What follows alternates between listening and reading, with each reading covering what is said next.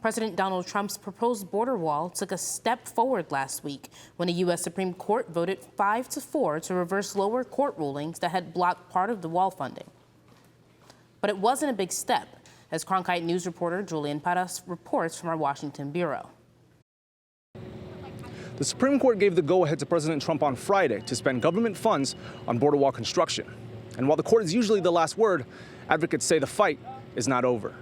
It's problematic that there's a message being sent that the president can proceed even though Congress has said no. Congress said no to the president's request earlier this year for billions in funding for a border wall. So the president declared a national emergency that he said lets him divert Pentagon funds to the wall. Lower court said he couldn't do that.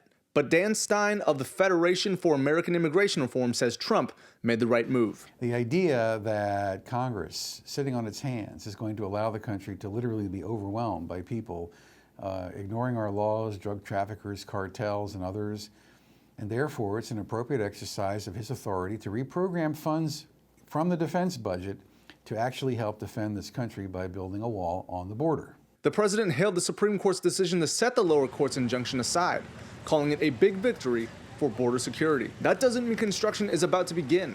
The government said it wanted the injunction lifted only so it could award construction contracts before the end of the fiscal year. Contracts for the wall that Martinez de Castro says will not work. Is on the security front, on the humanitarian front, or even in terms of how we modernize our immigration system. Again, is a symbol, and as much as it is a symbol, it's also a symbol of waste. Stein disagrees. There's nothing like good old-fashioned bricks and mortar to build a wall to deter and channel the flow of people coming illegally, drug traffickers and others. And that's what's needed. Advocates say they still have something to fight for and intend to do so. Regardless of what the Supreme Court may say about whether you may or may not be able to do something, I think the primordial question remains, just because you can waste billions in taxpayer dollars, should you? And the answer is no.